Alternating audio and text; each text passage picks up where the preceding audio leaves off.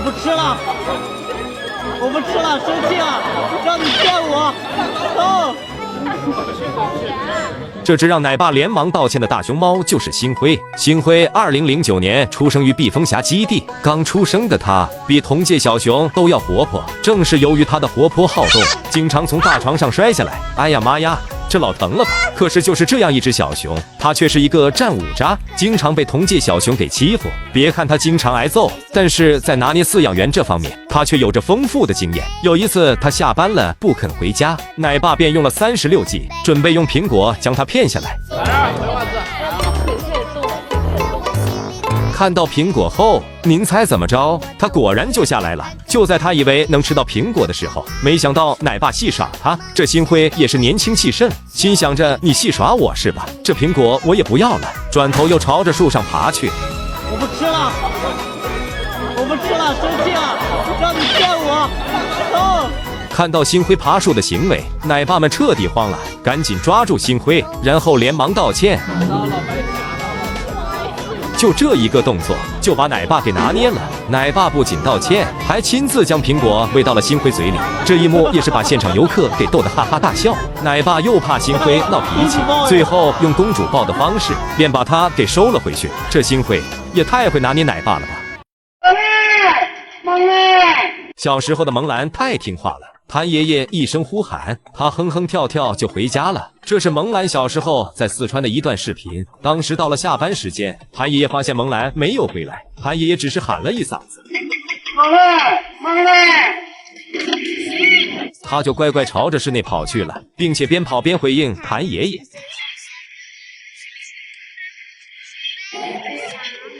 萌兰真的好懂事呀，懂事的让人心疼。除了越狱，完全不需要饲养员担心。无论是谭爷爷，还是发姑奶爸，或者是美奶妈，只要带过萌兰的饲养员，都夸妈妈儿很听话。事实上，妈妈儿不仅听话，还很努力。在同级大熊猫还不会爬树的时候，它就主动学习爬树，还指挥奶爸看好自己呢。在日复一日的努力下，妈妈儿的爬树本领远超同龄小熊。还有一次，下班时间到了，有只大熊猫在树上不肯回家，妈妈儿凭借超高的爬树技巧，亲自爬树将对方给收下来。虽然他是个战五渣，但收猫时他却勇猛无比。试问一句，这么暖心的大熊猫，谁又会不喜欢呢？而他和发姑奶爸一问一答的画面，至今为止都还是熊猫界的一段佳话。60多斤了，你还晓得你60多斤了？哎，胖儿，胖儿，胖儿，胖儿。今年萌兰越狱了几次，会不会是想发姑奶爸了呢？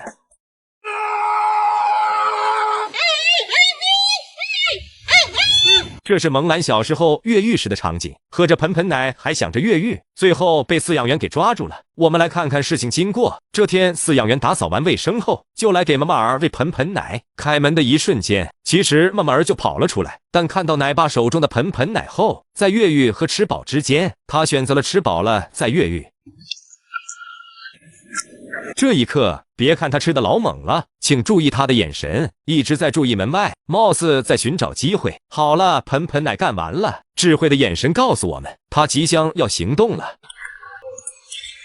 丢下盆盆时，怕声音惊扰到奶爸，他又赶紧把脑袋伸到空盆前，假装吃了起来，一边吃着，一边寻找着合适的机会。他左看右看，上看下看，好了，机会来了。请注意他的行为，他先假装在室内徘徊，停下脚步，查看奶爸的身影，走了几步后，再次停下，回头看看奶爸有没有注意到自己。发现奶爸在门口站着，感觉越狱无望了，陷入了绝望中，但看着门开着又不甘心，他决定赌一把，然后飞快地朝着门外跑去。等奶爸反应过来准备关门时，已经晚了。幸好另一个奶爸将他给抓住了，要不然后果不堪设想。然后人熊之间就开展了一番战斗，然而双方实力悬殊，熊最终被完全碾压，一个强行带走，就给带到了室内。为了保险起见，直接锁上了2把锁。饲养员心里也苦呀，只是给大熊猫喂个盆盆奶的时间，差点就酿成大祸。我在偷妈妈苹果，结果外公来了。看到外公来了后，小五赶紧飙演技，装作在晒太阳，结果真把外公给骗了。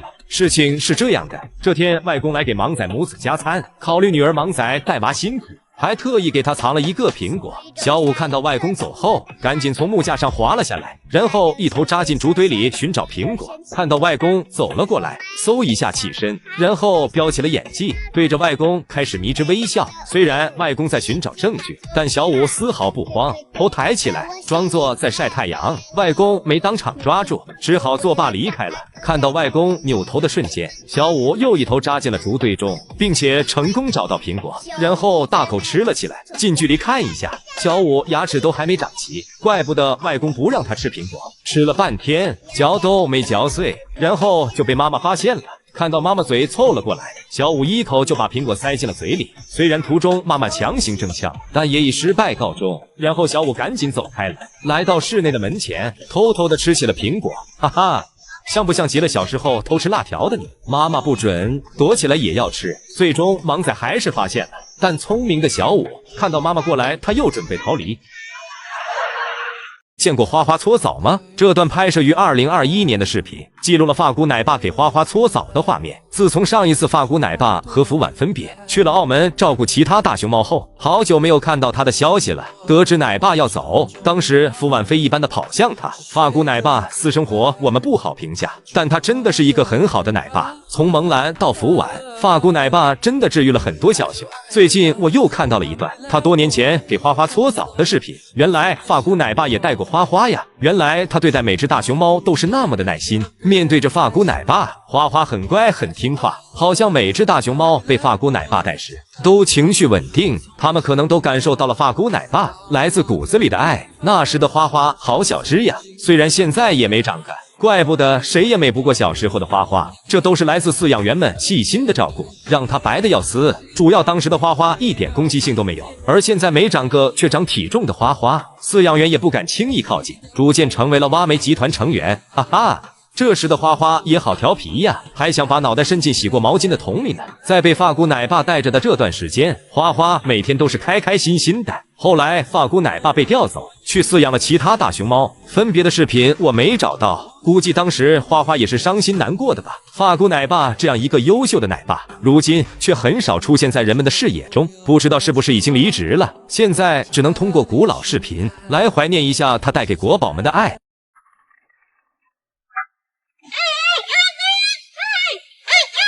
萌大又在作妖了，框框一顿敲门，新奶妈不知情况，赶紧过来查看，然后直接被吓跑了。事情是这样的，这天萌大又来到了熟悉的加餐环节，为了惊动饲养员，他先将门给关上。这么做到目的主要是让门和铁栏碰撞，从而发出剧烈的声音，就像视频中这样。也不知道这孩子是在哪学的，然后框框的敲门发出了震耳欲聋的碰撞声。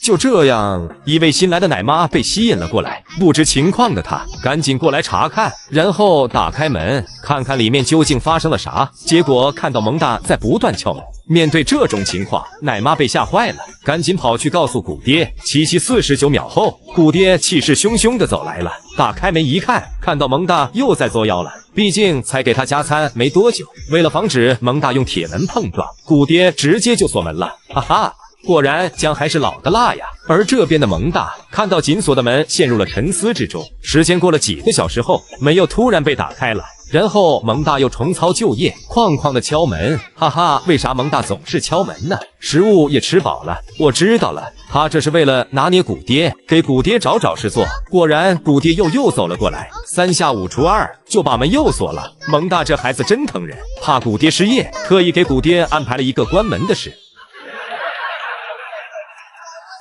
这圆润说二狗下班简单暴力，咬着脚就用力扯。事情是这样的，这天到了下班时间，二狗和花花都没回去，然后圆润就主动承担起了收娃回家的任务。圆润看到花花卡住脑袋出不来，首先就来收花花，他先对着花花一顿安慰，貌似在说花花别怕，干妈来了，然后叫花花往前挪一挪，毕竟作为过来熊，卡头这方面他还是经验十足。挪到一定位置后，给花花屁股一拍，然后叫花花放心把头伸进去，自己会在下面接住她。花花也非常信任干妈，以倒栽葱的方式准备脱困。最终在母女两雄的配合下，花花成功脱困，而且是有惊无险的落地了。然后圆润走在前面，让花花跟着自己回家。花花也很听话，跟随着干妈的脚步，朝着室内走去了。将花花送了回去后，圆润又来收二狗，可怎么画风好像不对？圆润一来，对着二狗就展示武学魅力，貌似在说下班怎么不回家，快点下来。即使亲妈叫自己回家，二狗也无动于衷，这可把圆润气坏了。接着展示武学魅力，看这情况，圆润这是想强行收女儿呀。果不其然，圆润咬住了二狗的脚，然后就是使劲拽。就这样，二狗被圆润从树上拽了下来。哈哈，果然是亲妈呀，下手就是重。二狗下来后，圆润又教育了他一顿。哈哈，看完圆润收花花，再看圆润收二狗，怎么这么大的差距呢？熊猫金虎玩滑滑梯，撞完墙后根本不服，又来一次。事情是这样的，这天金虎看到飞云在玩滑滑梯，飞云在的时候，他根本不敢动弹。当看到飞云朝着室内走去后，金虎这才敢学着飞云的动作玩滑滑梯，结果却出现了意外。当金虎第一次滑下去时，由于没掌握力度，直接就撞墙了。他当场就不服气，然后来到起点，又来了一次。如果不出意外的话，就要出意外了。就这样，他以相同的方式和姿势又撞了一次。本以为这下他该懵逼了，没想到看起来唯唯诺诺的他，第三次再次来到了原点。这下他真的被撞蒙圈了，连续3次以相同的方式撞墙。金虎，你也是没谁了。然后他就以极快的速度朝着室内走去了，有了前车之鉴。到了第2天时，怕撞脑袋，他玩滑滑梯再也不敢把头朝前了，然后用这种平躺的方式从滑滑梯上滑了下来。到了第3天，他依旧不敢把头朝前，看来第1天撞墙的疼对他来说那是历历在目。也对，即使撞屁股也没有撞脑袋疼。金虎虽然有点搞笑，但智商那是没得说。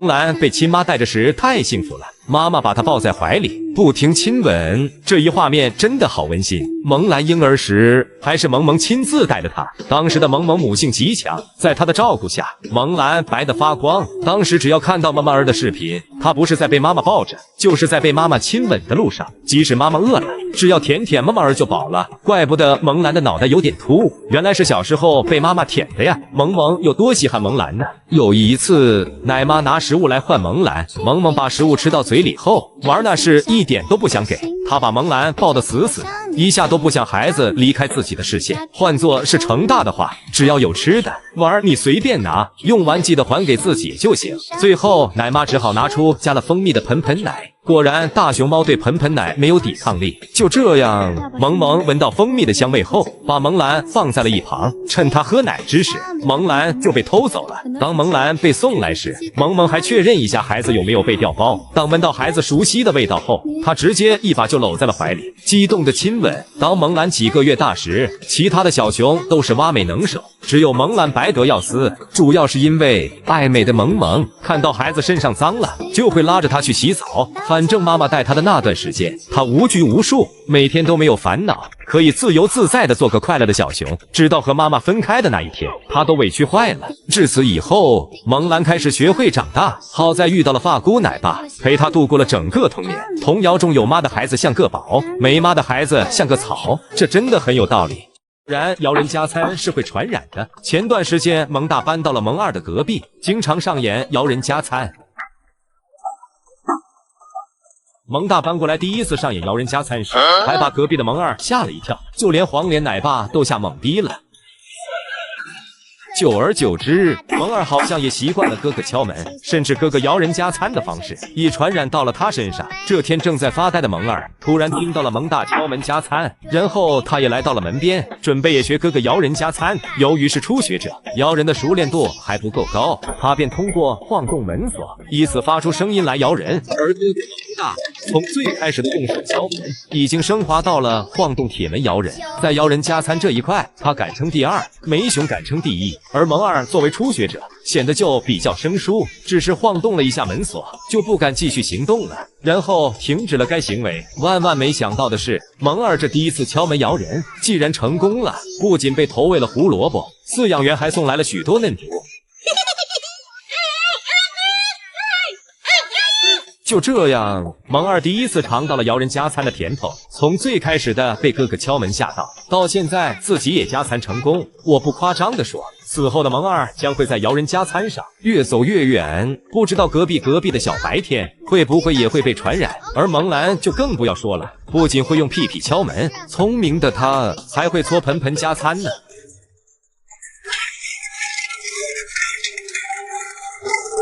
大美萌，你转过来，我们看看呗。哎，他过来了，他听懂了。萌萌是我见过最宠粉的大熊猫，游客叫他转头看看，没想到他听懂了，不仅转头，还对游客卖萌。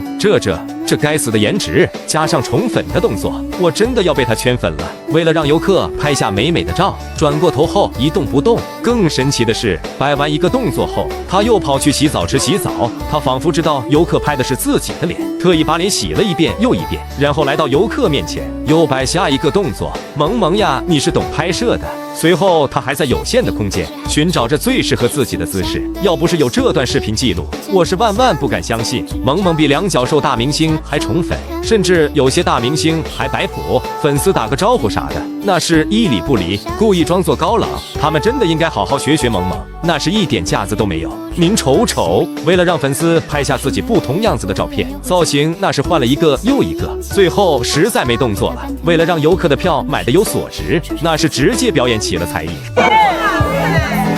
真的要被他感动哭了。这个近照把我都要馋哭了。还有一次，萌萌看到有好多姨姨来看自己，她高高兴兴地跑过去准备卖萌，结果哈哈，然后就结结实实摔了一跤。据说当时这一跤还摔上了热搜。同时他自尊心极强，怕姨姨们拍到糗样子的自己，他还赶紧跑回室内了。整理一番容貌后，他这又才出来，只不过这次没带跑的了，而是小心翼翼地走了过来。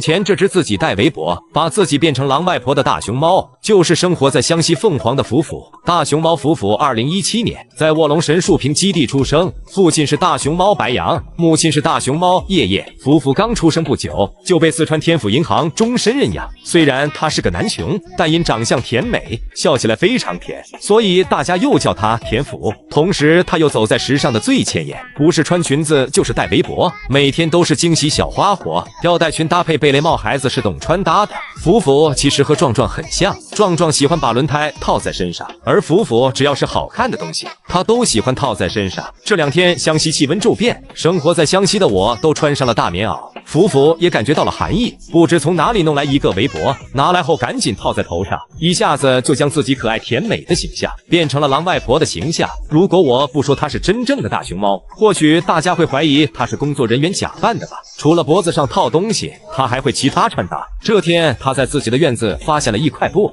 在别的大熊猫眼中，这块布可能就是垃圾了，但对于走在时尚前沿的福福来说，那可是一件宝贝。他先是费了9牛2虎之力将其扯了下来，然后不知通过什么手法将其做成了吊带裙，穿在了自己身上。更神奇的是，裙子穿上后他还要戴上贝雷帽，这造型即使用来走时装秀，凭借独特的设计风格，拿个名次不过分吧。或许他感觉到了有摄影师拍摄，摆完一番造型后，又继续设计下一款造型。福福看似是在乱搞一通，实际上就是在搞破坏。最终裙子被他损坏了，由于损坏的太多，他趴在支架上休息时用来支屁屁了。这么懂得穿搭的大熊猫，估计是熊猫界的一股清流。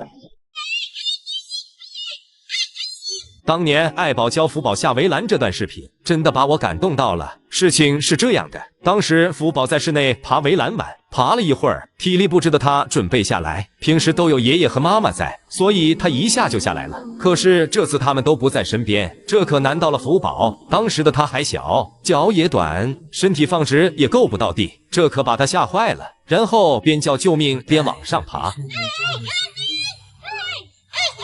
听到呼救声的爱宝立马就跑了过来。果然，天底下最伟大的就是母爱，并且母爱不分种类。看到福宝吓坏了，爱宝双手展开，保护孩子的同时又安慰他。看到福宝情绪稳定后，爱宝用手扶着他，还鼓励他自己下来。毕竟这是孩子的一门必修课，要让孩子自己克服。就这样，在妈妈的鼓励和保护下，福宝又继续尝试，而爱宝也很耐心地扶着他。期间，福宝还是有点害怕，爱宝则是一遍又一遍地在一旁鼓励。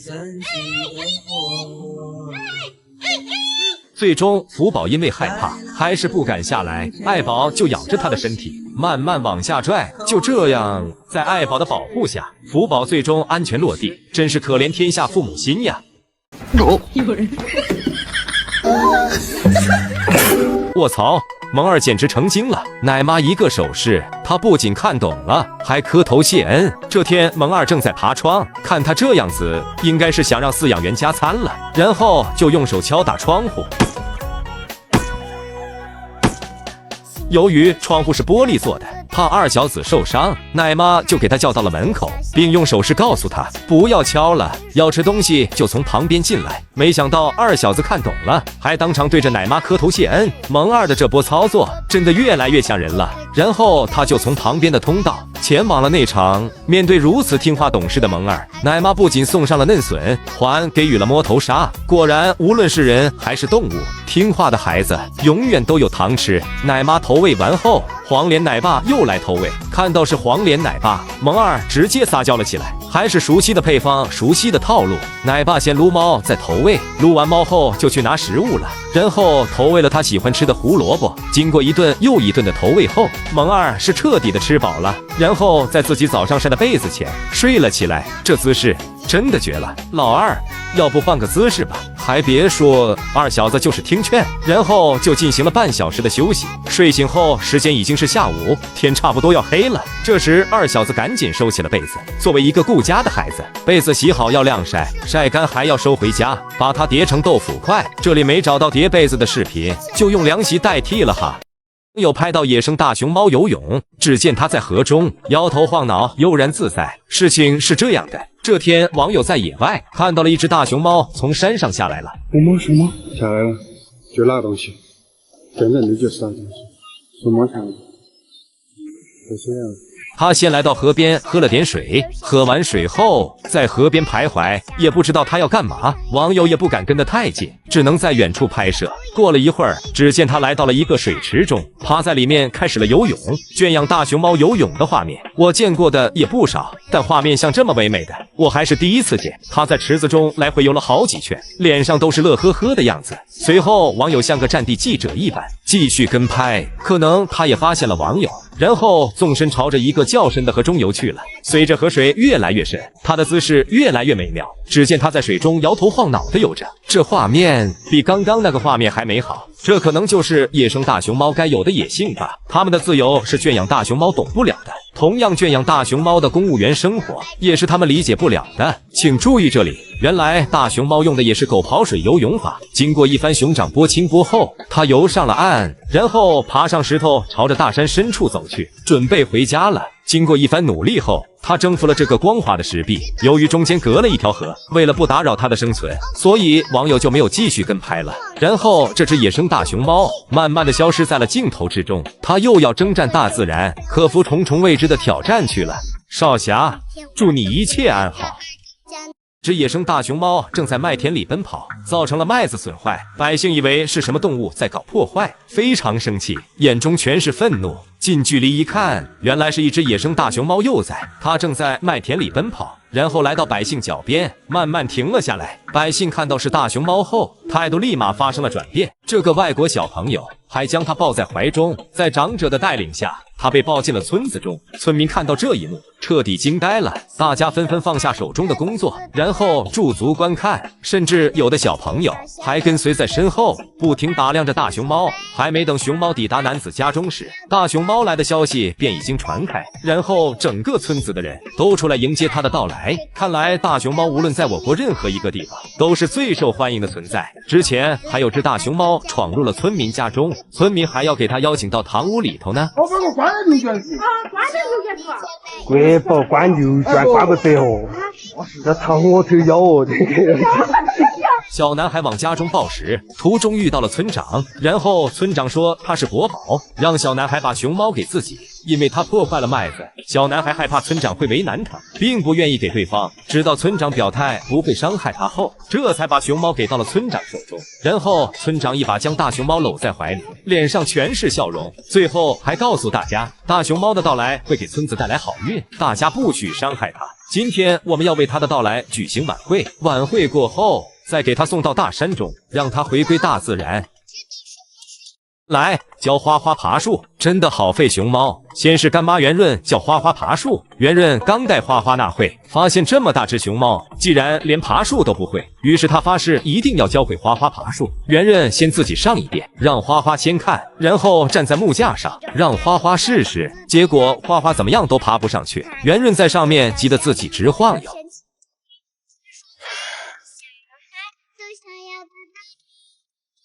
爬树学不会，多余，那是不用教都会。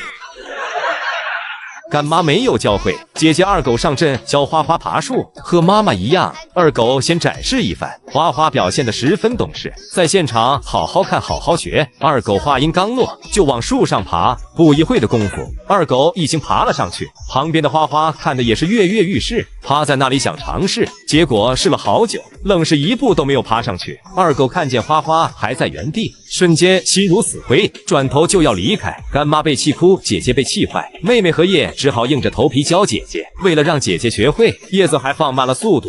教完以后，然后下树让姐姐试试，多练几次就会了，快上！别拉我，我才不上呢。结果花花辜负了妹妹的好意，直接拒绝爬树，气得和叶直接兔子跳，现场都整自闭了。谁叫叶子是亲妹妹呢？爬树教不会，爬坡总该能学会吧。于是叶子转头教姐姐爬坡，结果花花连坡都爬不上来。看着这么菜鸡的姐姐，叶子当场都崩溃了。果然教花花爬树都挺费熊的，那些教过花花的大熊猫一个个都怀疑熊生了。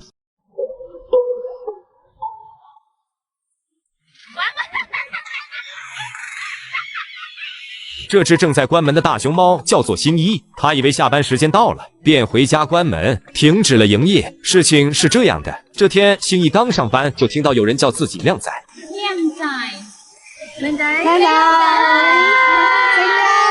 就这样，他在姨们一声声靓仔中迷失了自我，心情大好的他便开始了整活，心想着靓仔都当了，不能让姨姨们的票白买。果然，只要是能行走的动物，都禁不住捧杀。反正当时整了一系列动作，并在一阵阵的欢呼声和彩虹屁中，他逐渐迷失了自我。有些游客为了更好的视角看到他，竟然也学行一爬树，然后保安就叫树上的游客下来，结果喊成了树上的熊猫下来。树上的熊猫下来，熊猫下来，你不要，树上的游客下来。星一还以为下班时间到了，保安叫自己回家，他便以最快的速度从树上下来，并向家里跑去。来到家里后，发现饲养员也不在，然后就在房间溜达了一圈。几分钟后，星一好奇饲养员怎么还不关门，平时自己一进来门就自己关上了，然后来到门口就准备自己关门。关门前他还打量着室外的游客，他很好奇为啥今天游客都还没走，下班不积极，脑壳有问题。然后他就只关门停止了营业。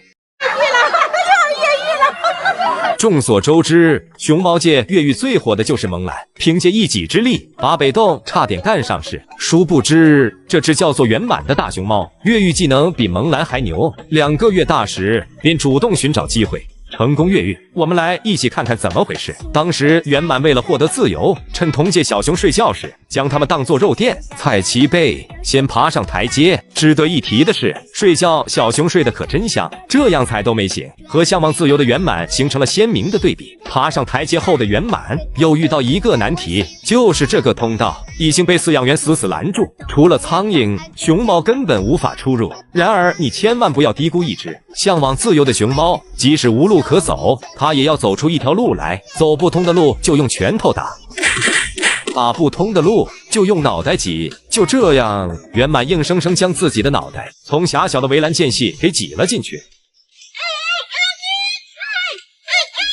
一只刚醒来的小熊见状，直接被圆满的操作惊呆了，直呼牛逼。他也属实牛，在看似无法越狱的情况下，用自己的身体硬生生给挤出了一条路，就这样圆满成功越狱了。这波操作比萌兰还牛，不得不服他。原来在福宝出生前，爱宝的院子是鸟语花香的，爱宝可喜欢了，走路都要绕开花花草草，连小蝴蝶都喜欢前来